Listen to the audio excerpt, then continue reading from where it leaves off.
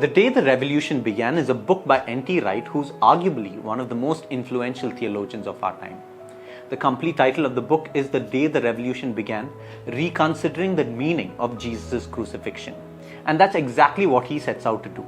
Wright says that the Bible very explicitly states that what happened on the first Good Friday was an explosive cosmic event that revolutionized the world in such a way that it can never be the same again.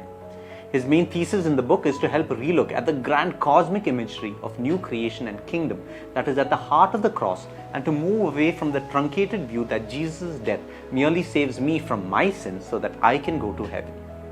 It's not that personal salvation isn't a vital part of the story, but that it needs to be understood within the larger biblical narrative, and the crucifixion as the climax of that grand narrative.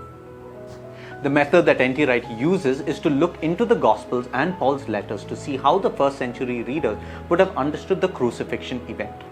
The understanding that by 6 p.m. on that first Good Friday, the world was a different place.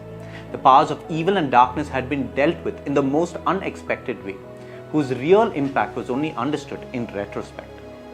Wright also states that Jesus intentionally chooses the Passover as the festival to bring about these events as a clear statement that his death would bring about the final Exodus. Wright is a narrative theologian and hence starts with Genesis 1 and emphasizes on the covenant of vocation.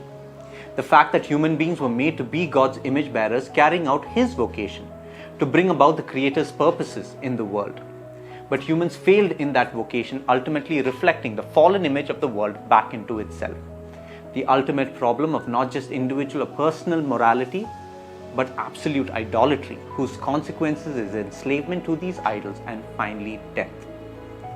Wright states that Jesus' crucifixion is the final answer to the problem of idolatry, bringing about a renewal in creation and establishing God's kingdom on earth.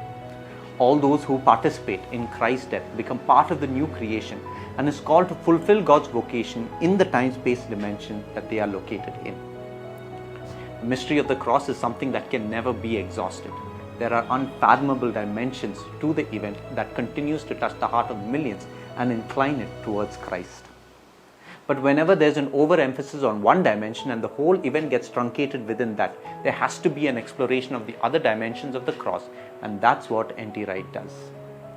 The fact that almost all prominent theologians and biblical scholars are pushed to engage with his work, either endorsing it or being completely critical of it, is still a testament that he is tugging at the heart of the Christian gospel.